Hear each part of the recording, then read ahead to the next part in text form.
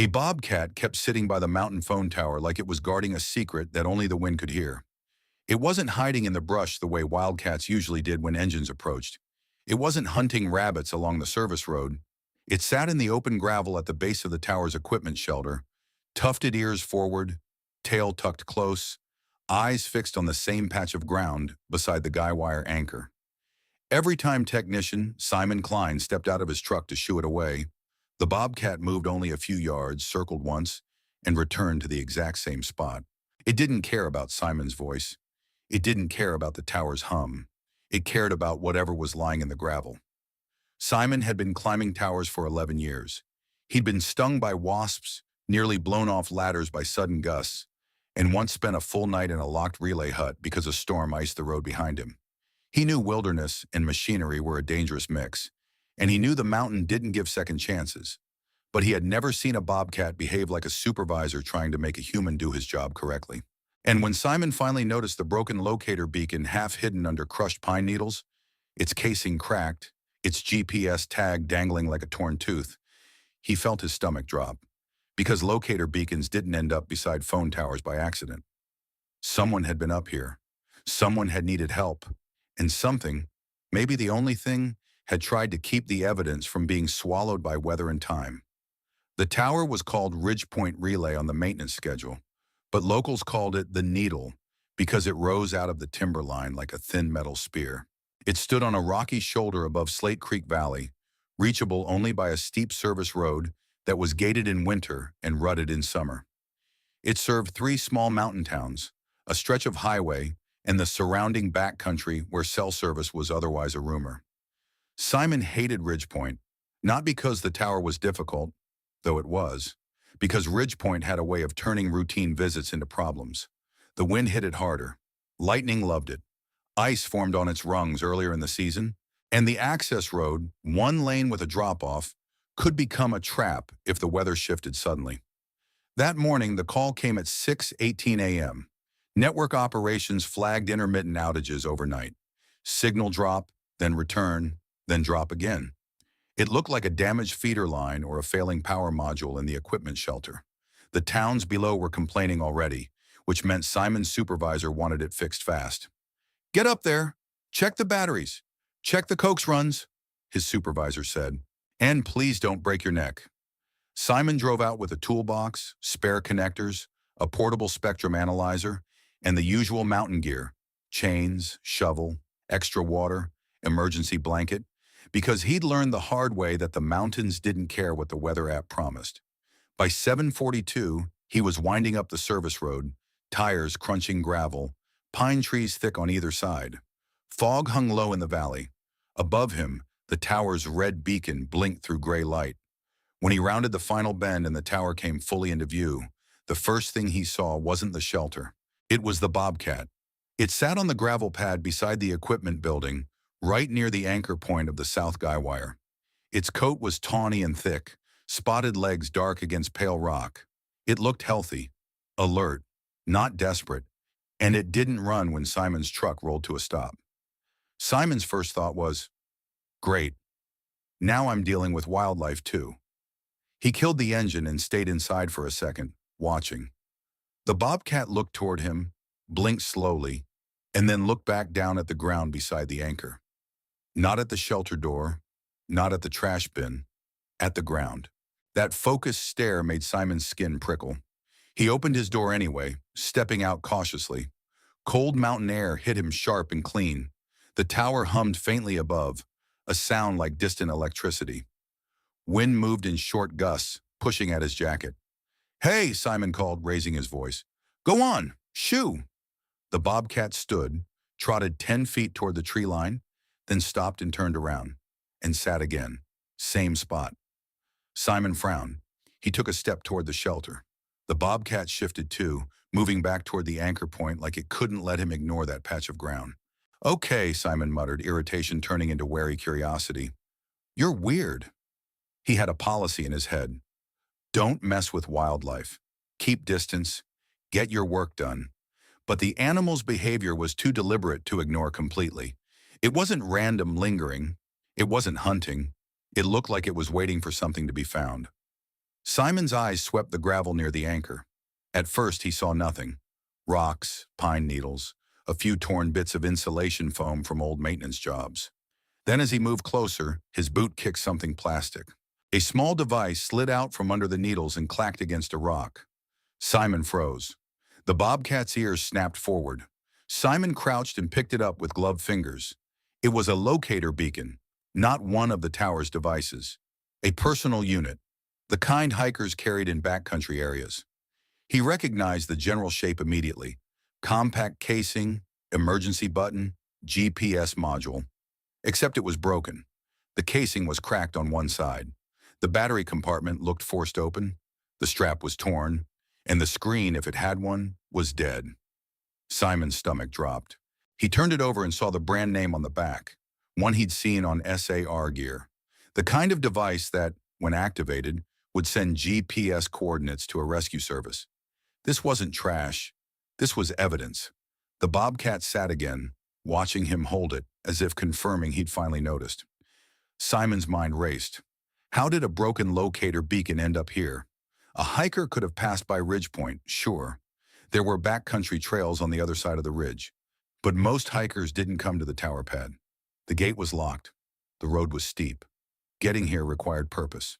Unless someone was lost and climbed the road thinking it led to safety, or unless someone had crawled toward the blinking light in a storm, desperate for signal, desperate for help, and ended up here.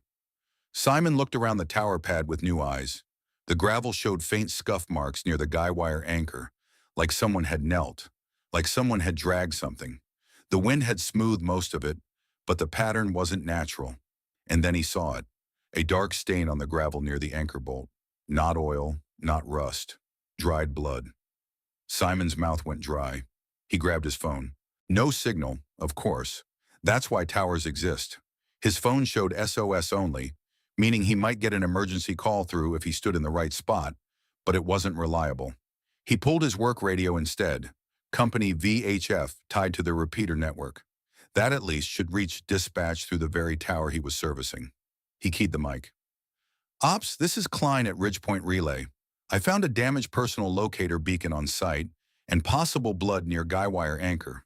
Request SAR notification and sheriff contact. This could be a missing person. Ops responded instantly, voice sharper. Copy. Stand by. Are you safe? I'm safe.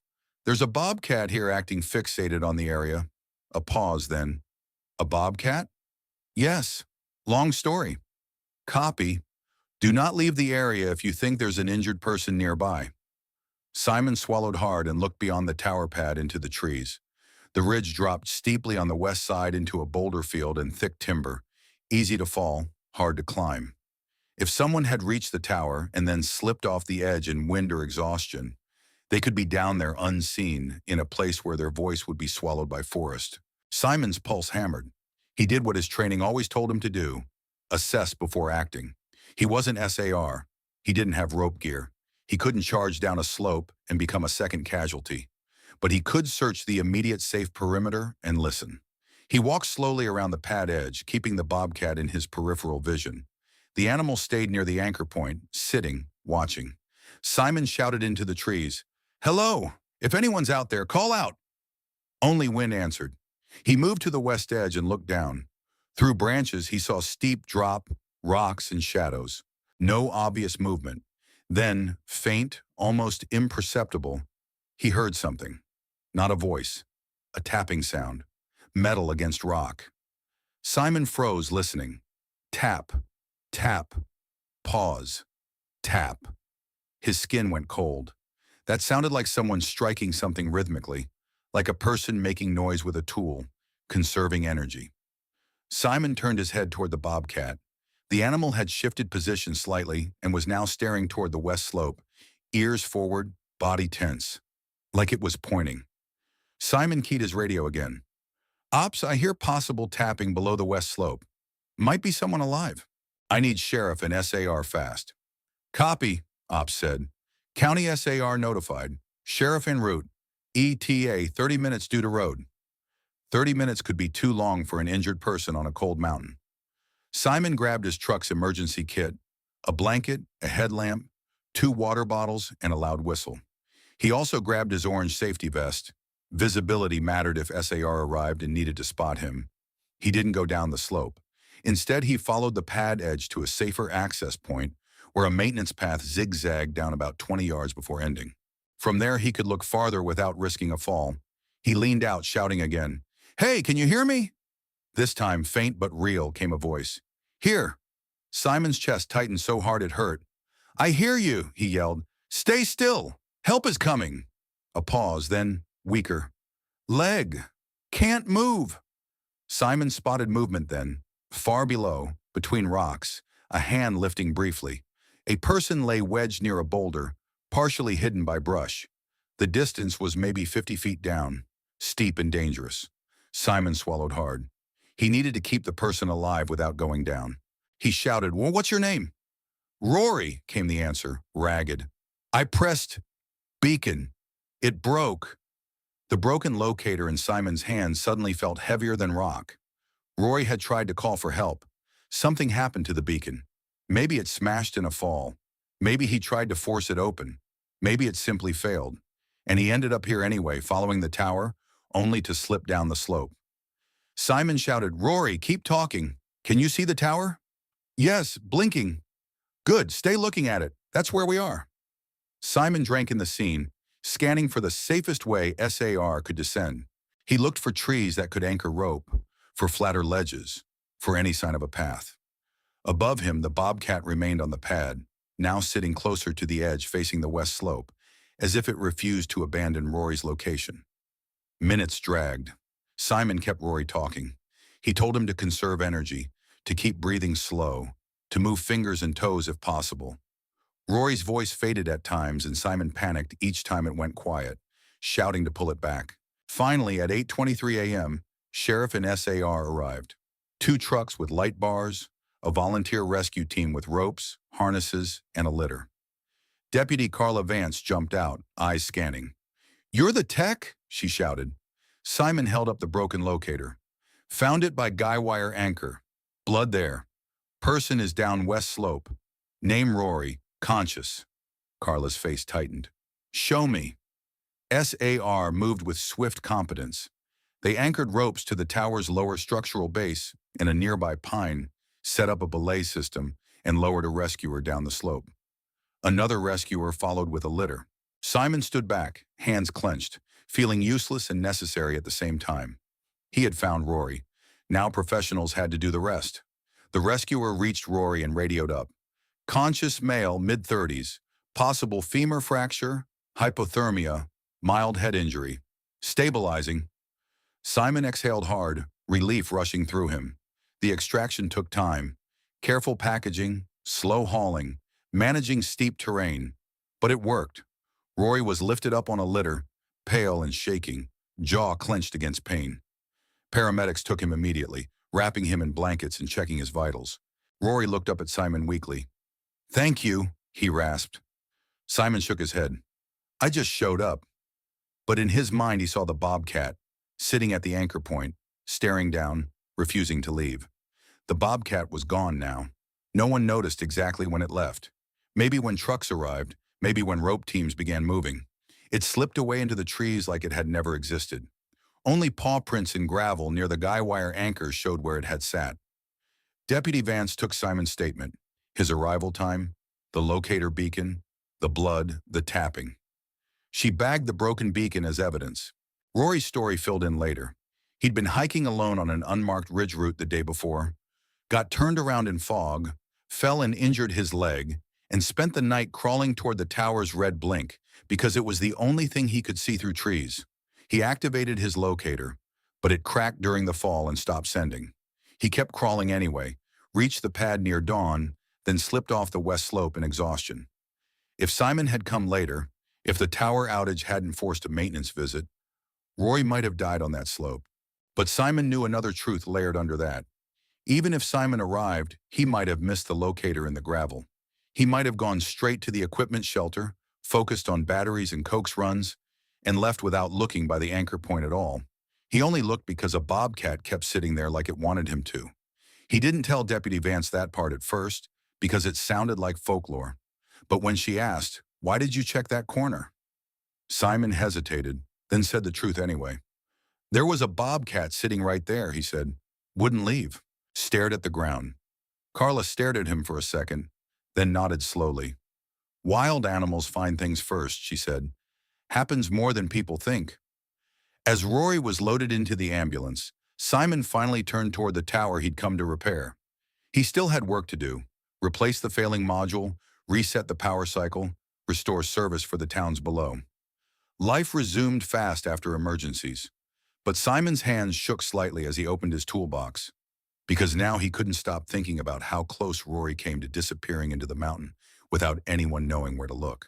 A broken locator beacon, a faint blood stain, a tapping sound under wind, and one bobcat sitting patiently on gravel, making sure the first clue wasn't swallowed by pine needles and morning light.